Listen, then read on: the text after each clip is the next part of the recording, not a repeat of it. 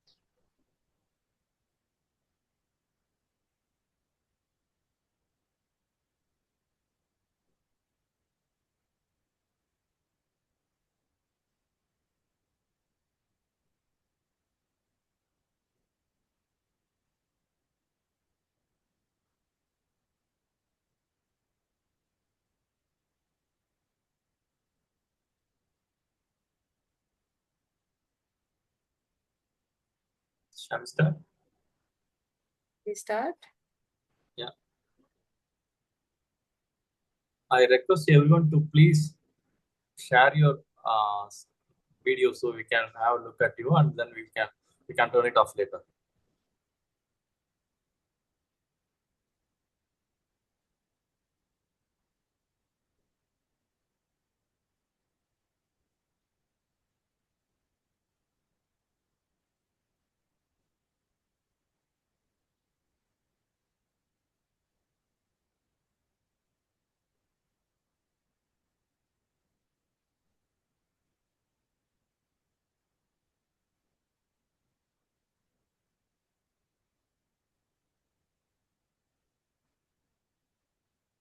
I once again request you to turn your cameras on so that we can see that you are a real person. We want to know.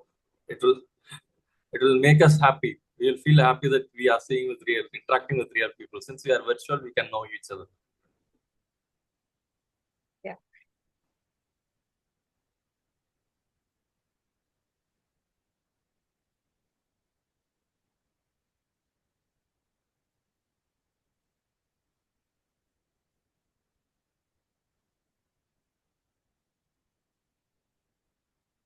Thank you. Thank you.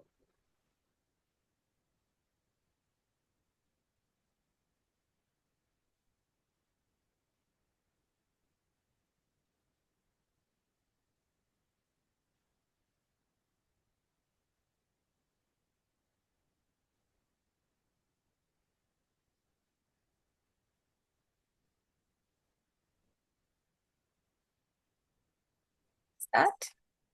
Yeah, we can start.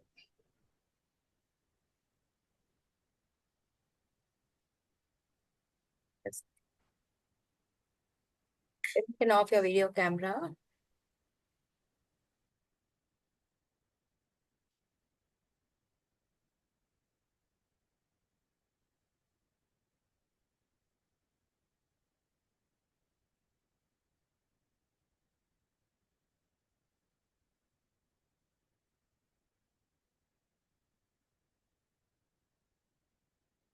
Good evening.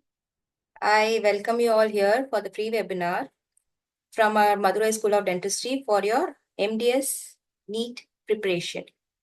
So I'm just going to share my screen.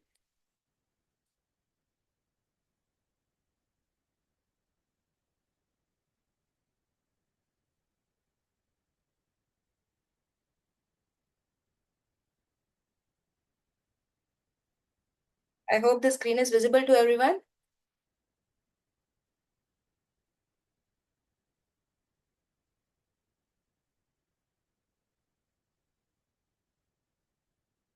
So we are here just to give you a basic NEET MDS exam orientation, like how you're going to start your preparation and how you can proceed with it and how you can achieve your dream of getting an MDS degree. So why is this MDS exam needed? Mainly it's for your post-graduation and also for the other categories like your army quota, your ex-serviceman quota, or as a screening exam to go to other countries like UAE.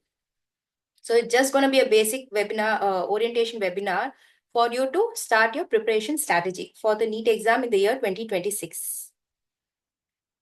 So about us, we are Madurai School of Dentistry, functioning from Madurai Orodental and Maxillofacial Center, which is located in Madurai, Tamil Nadu. So this is a clinic and it's recognized by the government of Tamil Nadu.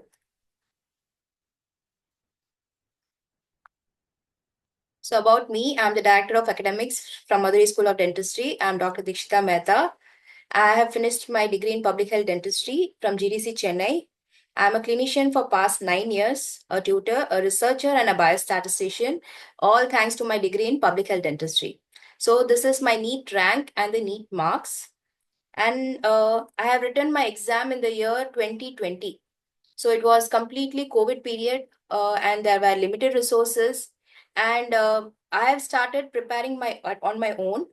I have attended no coaching. I have not attempted any, I have not taken any online lectures or no nothing.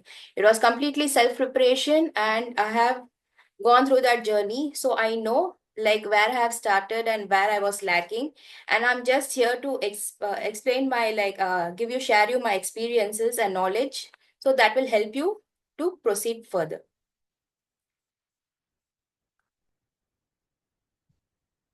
So starting with why you need post-graduation. Obviously, to become a specialist, that is your after UG MDS. But why specialization? Say, for example, we are asking a child like what mobile he needs. So I definitely like gonna start with, okay, I need Apple or I need a Samsung. Why? Just because it's branded or with a lot of specification, but actually it has its a name and a value. Similarly, in our field, it's a very competitive field. So to be very relevant in the field, we need to have a name and a value. So we need post-graduation, for specialization as well as expertise. In this competing world, we need specialization. So whatever the career opportunities you have, whatever the field you like, you can go on with the specialization, and all the other things, say academics or money or credibility, everything will follow on your own. So you've seen like why post-graduation, and all of you over here say will be like having a question like, is coaching really necessary? So from my experience, I'll say yes, it is definitely like necessary, at least for to know like where you're going to start and where you're going to proceed. Say many of you have just finished your UG now, so you have no idea like where to start and where to go. So coaching will give you a direction. Suppose we are traveling from a city to other city. There are lot of means to travel, but we need a direction to reach the destination. This is what coaching will give you, the direction, so that you can achieve your dream of MDS. So I'm here providing you a rough outlay of the number of MDS seats and under government quota as well as deemed university. So the number of seats in India are 2486, and under government quota, that is both government college as well as government aiding colleges, will be 1300 seats, and the other will be your deemed universities. And this is the rough estimate of all the government dental colleges seats all over India. So MDS, if we say like everyone wants to do MDS from a government dental college. So why is it so? First thing is that there is better career opportunity, because you will come to see a lot of patients in government dental college. Second, obviously you're getting a stipend, so it's at a higher level of choosing a GDC.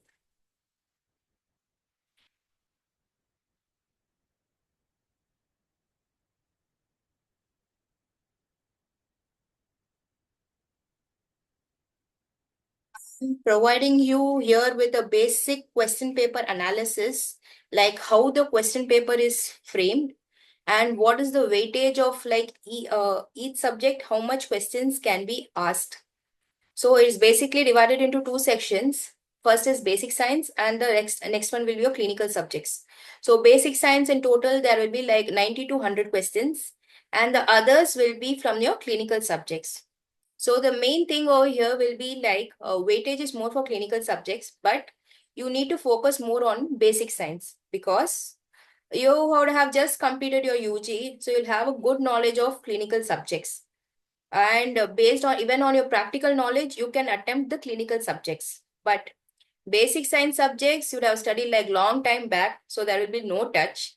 And upon that, all the basic science questions will be like concept based.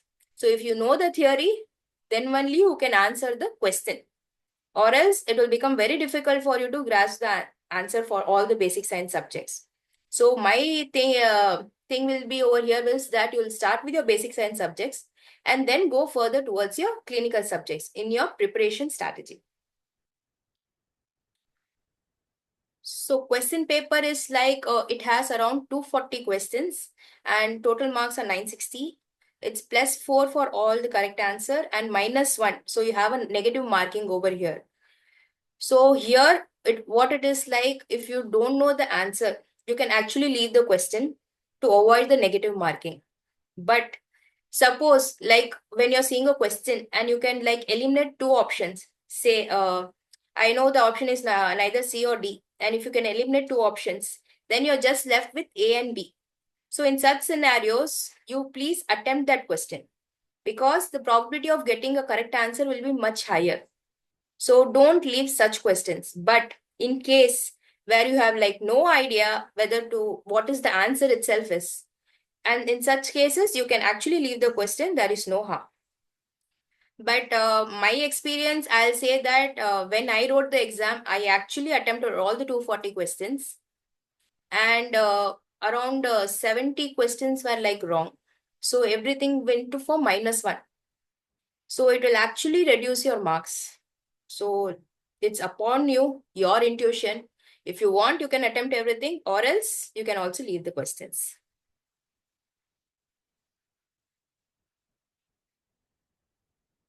Changes that has been expected this year will be that NBE has released certain changes. That is, there are going to be like 4 to 5 sections in the question paper itself. Like all the subjects will be covered, but there will be certain sections. So per section, it will be like 30 to 40 minutes. So once the time limit is over, say the 30 minutes is over, what will happen is that section is going to get locked. So after that, you cannot revisit the section, nor you can like review the answers. Previously, when I used to I wrote my exam, we can like mark the answers like for review. So when we have time at the last, we can just go through the answers. Okay, reviewed. So whether we want to change the answer, everything can be done. But for now, they are gonna be like locked. So once that 40 minutes is over, you're automatically gone to the next section. So you can neither review the question nor you can revisit it. So here comes the time management, which is very necessary while answering. But these are the expected changes. So till now we have like limited knowledge. So once the paper is out this year, we'll come to know how much the section has been implied.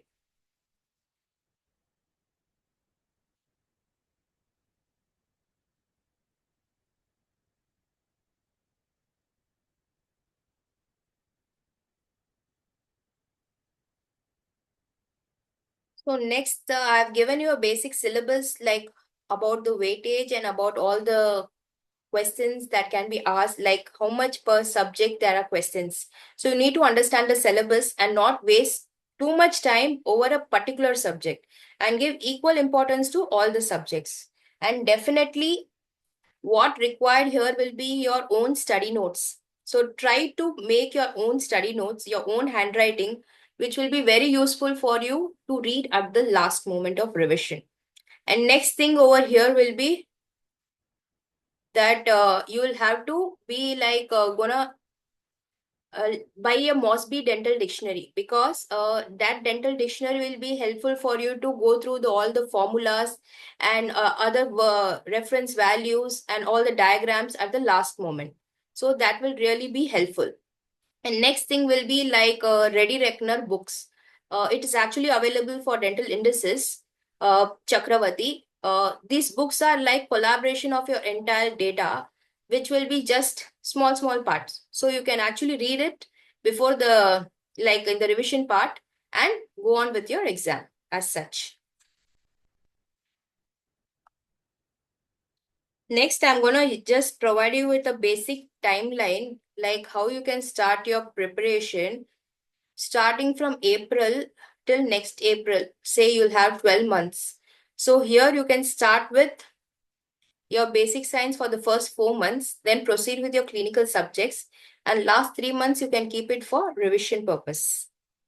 So also I'm to make things easier for you, I have given you my own subject breakup, like what subjects can be compiled together and linked it together to study in a better way and to understand the concept much easier.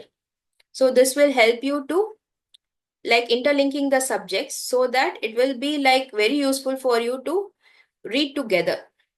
So if you focus on like this, like splitting of the subjects per month, so you can cover the entire syllabus as well as you can interlink the subjects and study. Say per month you are spending for 2 subjects, 15 days for a subject. So in that 15 days, you're going to finish your entire reference book, you're going to make the notes, and then you will do as much as MCQ possible in that subject. After 15 days, move on to the next subject. So that you will cover everything, and at the last in the revision, you will just go through the study notes and you need not go back to your reference textbook. So till now, I've just given you a basic outlay of like what are the weightage, colleges, and how you can start your preparation, all the subject breakup. Now I'll just provide you with an like concept, an example, like how you can narrow down the concept and study in a much better way. Say, I'm just giving you a broader example. Say we'll take glands. Like what are glands? There are 3 types of glands: endocrine, exocrine, mixed glands. So what are these? Under this, endocrine glands are the one which are ductless glands. So the hormones are released directly into the bloodstream and it reaches the target organ and acts over there. Say your T3 and T4 are released from pituitary gland and it acts on the thyroid gland.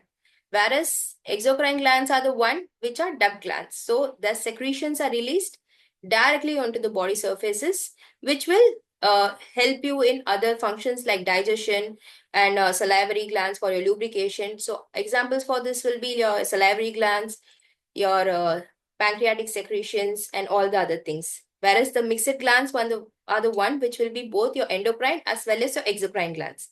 So endocrine function over here will be your insulin and glucagon, whereas your exocrine function will be your pancreatic secretions.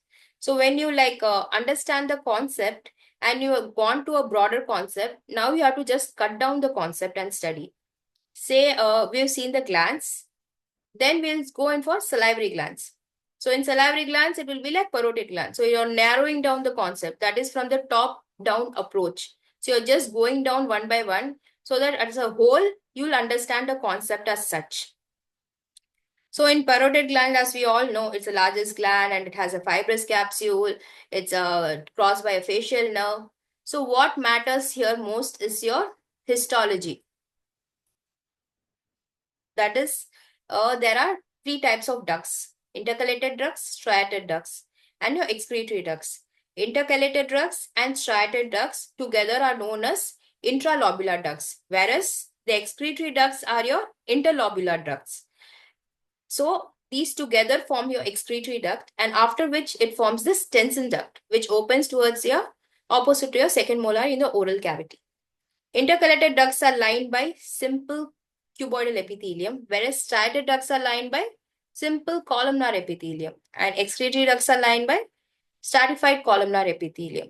So when you compile and study, you will know what epithelium is for which, and after which you will tend to remember more, or else it will become like just gone in and gone out as such. Next important thing over here will be your acini. So the diagram, say, first A diagram is actually your mucous acini, whereas the B diagram is your serous acini. So one of the major differences between both will be like your serous acini usually are pyramidal shape and they have the nucleus in the center and it's more pink in color. That is your because of the zymogen granules. Whereas the mucous acini, as you can see, the nucleus is in the periphery and it's actually flattened and it's more pale in color because there are no zymogen granules and it's just mucus droplets. Whereas the C, it's also known as the serous demulins, which are most commonly seen in your submandibular gland and the sublingual gland. So in this, the serous demulins are also called as crescents of Giannuzzi. So main function of this is to secrete the lysozyme, which has antimicrobial component. So while studying, if you see the diagram and study, it will help you to understand more. So in case of any differentiating questions, so you can easily answer that question. The same concept will take forward and I'll just show you one more technique of studying, that is a smart study technique. The same salivary glands, we are taking it forward. So over here, it is like compiling everything together in a tabular column. So we've seen parotid. So if you take all the three major salivary glands and compile all the subjects together. So what is the anatomy? What is its histology? What is the innervation? What is the physiology? And what are the common pathologies? So you're just going to interconnect all the subjects, which will help you to remember more and grab the concept in a much better way because your full basic science is going to be applied. So unless you understand the concept, you cannot answer the question as such. So we all know about the three major salivary glands, but there is one more major salivary gland called tubular glands, which have been discovered in the year 2020. And it is usually present in your nasopharynx, and these are mainly mucous glands. Main function of this is actually lubrication of oropharynx as well as nasopharynx. And in case of radiotherapy in cancer patients, these glands become atrophied, which leads to xerostomia. And this is the major question in research going on today. So I've just shown you like how to compile a smart study table and like how you can interconnect the subjects and study. Simultaneously, how you can actually interconnect your oral health with general health. So that becomes the base of your general medicine as such. So here I'm giving you an example of like how diabetes is like your general health. Diabetes can affect your oral health. Same salivary glands. So diabetes is actually, as we all know, is one of the major metabolic disorder and one of the major cause of morbidity. So how it actually affects your salivary glands. So I've given you two basic tables, say physiological changes as well as the pathological changes. So in diabetes, there is mainly hyposalivation because of autonomic neuropathy. Hyposalivation in turn causes xerostomia. So if you know the physiology, you can definitely answer the pathology.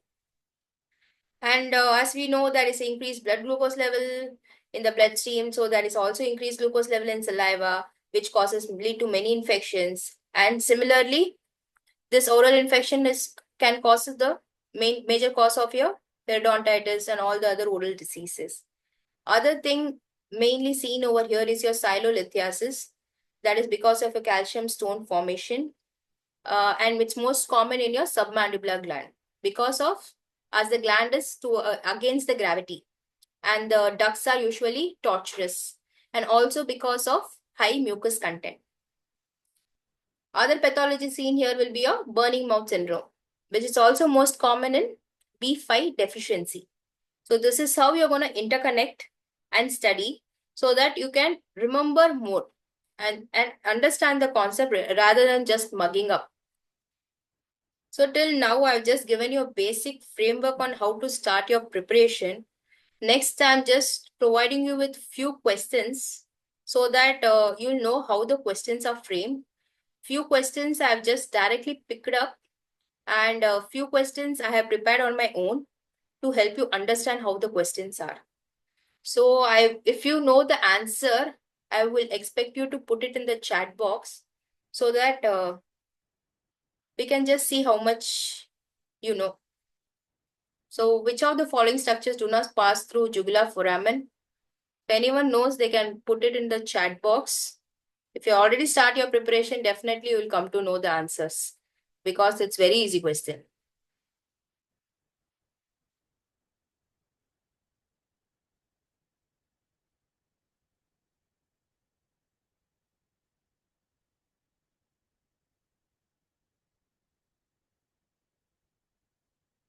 You can be a bit interactive.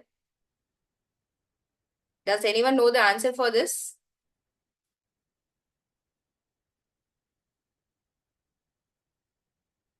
Okay.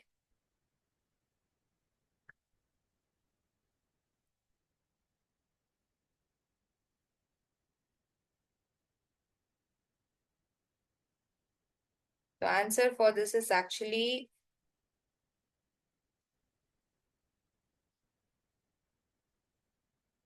hypoglossal nerve because this is the jugular foramen, and easiest way to remember here will be your 9th, 10th and 11th nerve which passes through the jugular foramen, and 12th nerve doesn't pass because it passes through your hypoglossal canal. And jugular vein, definitely it's a jugular foramen, so jugular vein will be passing through it. So basic over here comes the what and all are the foramens. This is the base of the skull, and you should basically know what are the major foramens and what are the structures passing through it, because that is a very important question and it's mostly like asked.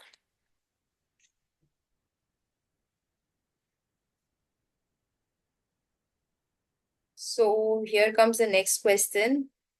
One of the best method to check the perfusion of free flap. See, come on, if you know the answer, you can actually put it in the chat box.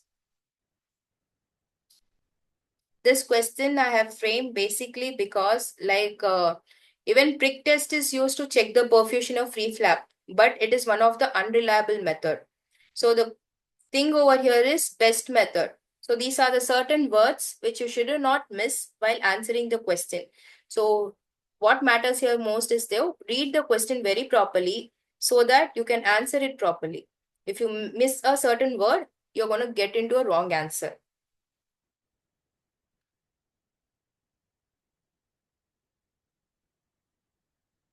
Next is like, what are the following lymph nodes which are usually not palpable?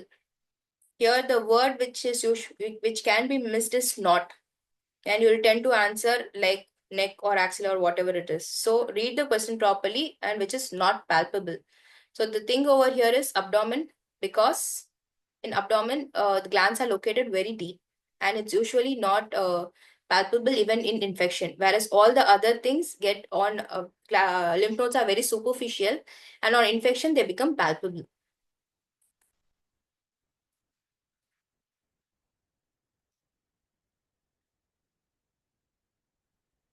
This question I have framed specifically for you to know the interconnection between general medicine and pharmacology. Like while studying, there should be an interlink because this includes both the subjects. So if you have basic knowledge of medicine, and then only you can answer this question as such.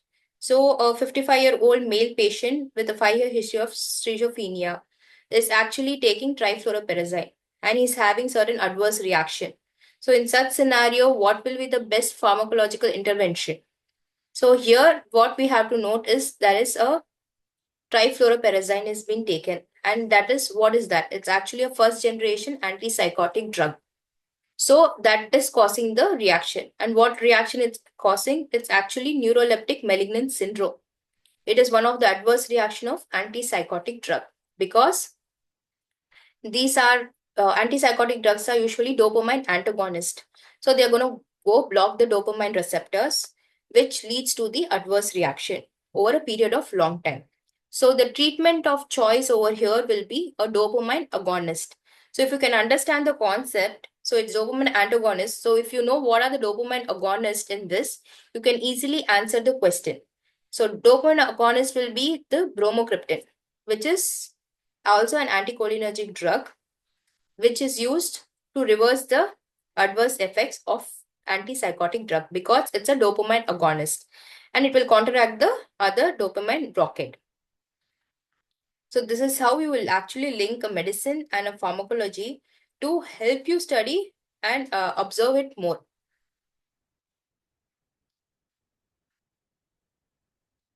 Next set of question will be like analytical type of questions. Analytical type of questions and like questions where you need to work out. You need to basically understand the formula, like how you're gonna start with it. So once you know, you should have a basic workbook for you to write all the formulas and reference values. So once you know the formula, you can easily solve such questions, and you need not worry like what will be the answer. And in such cases, there is definitely going to be only one answer. So you'll be not left with any dilemma like where and what can be the answer of this. So in this, say there are like 200 patients and 50 are found out to be with periodontal diseases.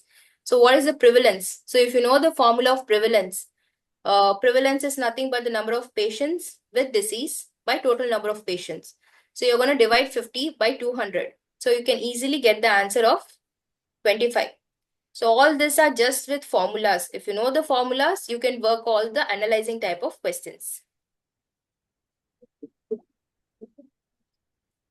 The next set of analyzing type of question will be again, I've given you data where there are 80 patients with positive testing and there are 100 confirmed cases.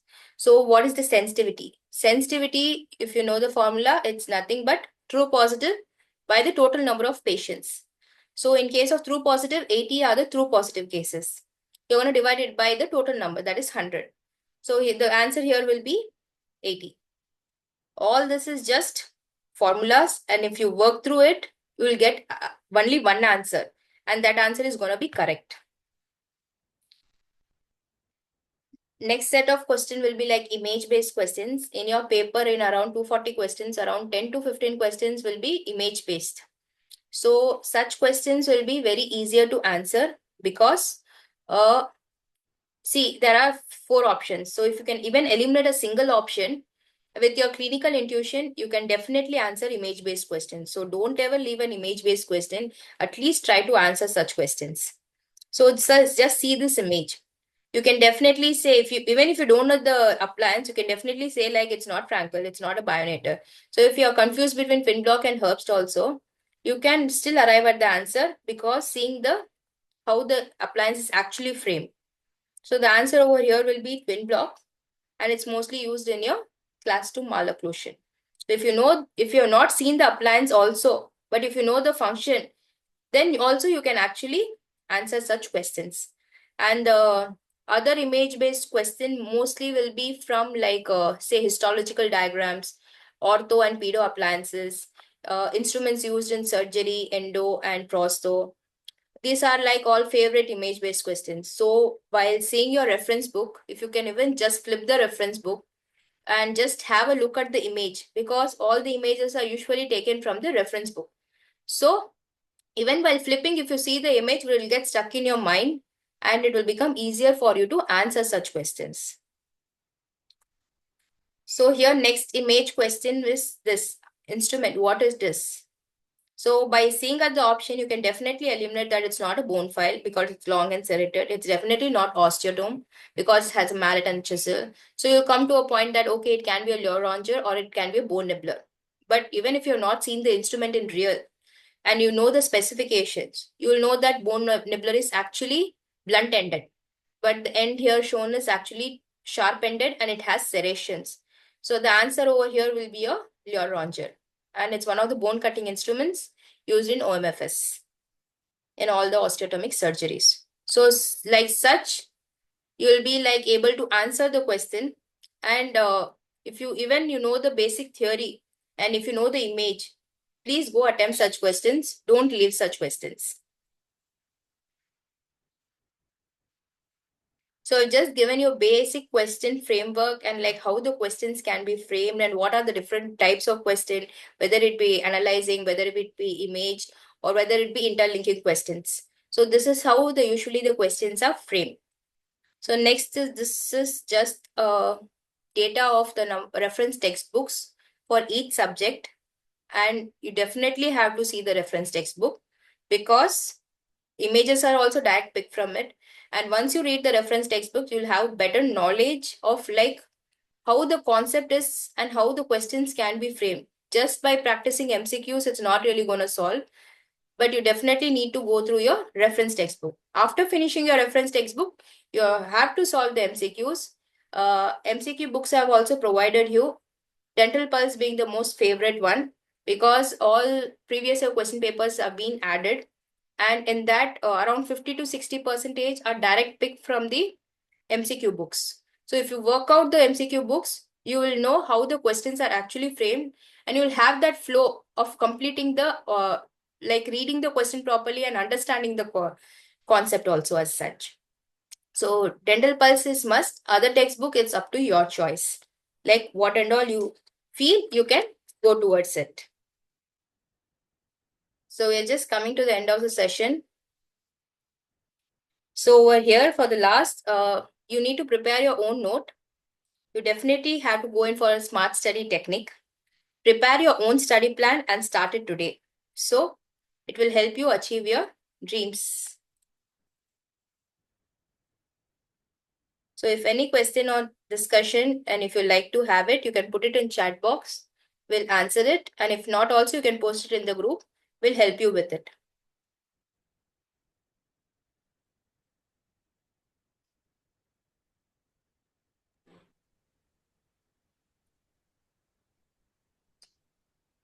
If anyone has any doubt, they can unmute themselves and they can ask the questions.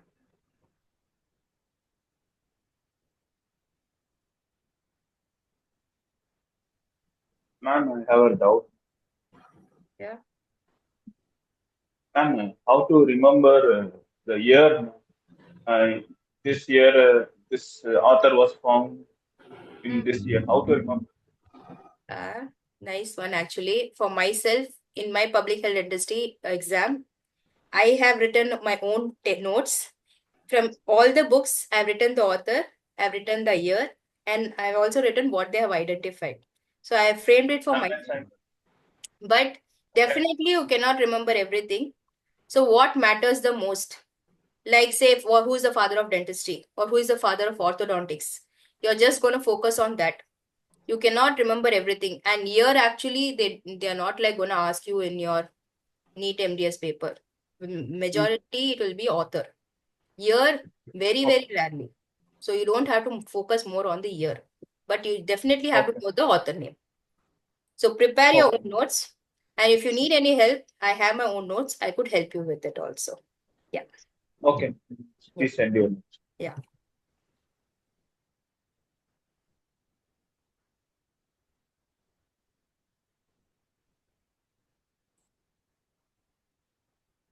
Okay. You're going to start your preparation with subject you can begin with to gain confidence. Subject, I already said you start with basic science. Basic science, whatever you like. Everyone will have their own personal choice. So I started with like basic science. I started with physiology and biochemistry. Not because I like that subject, but yes, it meant me for me to be like easier. So I started with this. But whatever you like, you please start with that so that you'll love what you study, or else it will become like very hectic to go on. So start with the subject which you like the most. That only will be my option over here. So it's completely subject based, your choice. But start with basic science. That will I will say.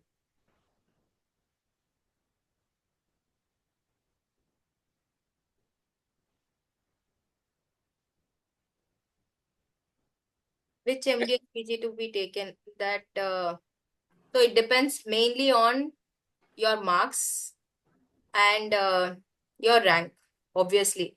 So if you definitely want a GDC and whatever the subject it is you're ready to take, you can go in. Or if you can, you want only like ortho or surgery or whatever is your forte. But I'm ready to pay the amount because we all know how much MDS actually cost. So then you can go in with your deemed universities. But for the subject, like no subject has lost its value. Everything has its own value.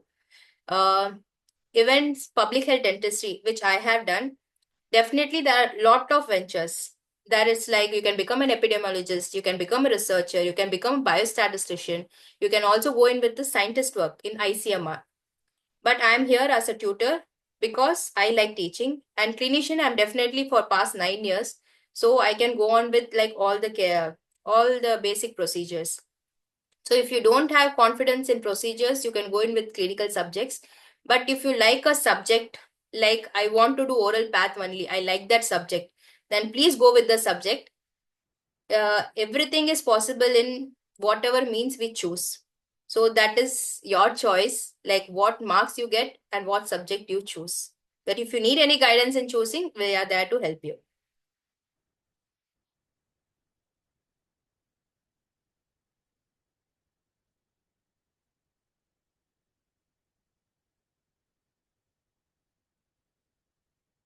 Anyone else?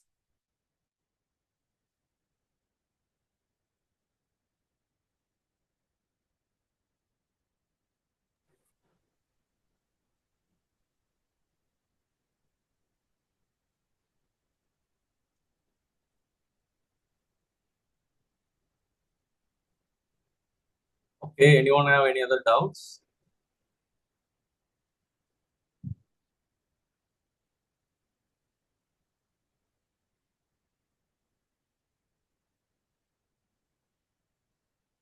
Okay, I hope everyone is understand to an extent, not completely, but to an extent that what MDS means, why you need to do that, and how to prepare for your exams, etc.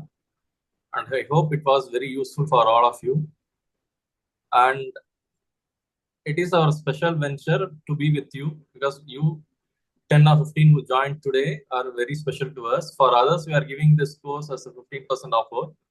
But for you, we are giving 25% offer.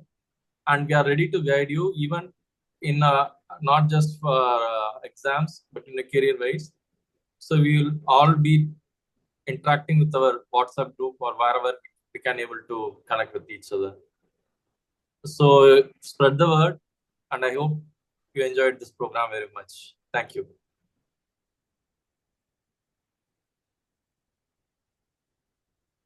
If anything you can get back to in the group, you can post it in the group. We'll try to reach you as much as possible and help you out with anything, everything you need as such. Thank you. Thank you all.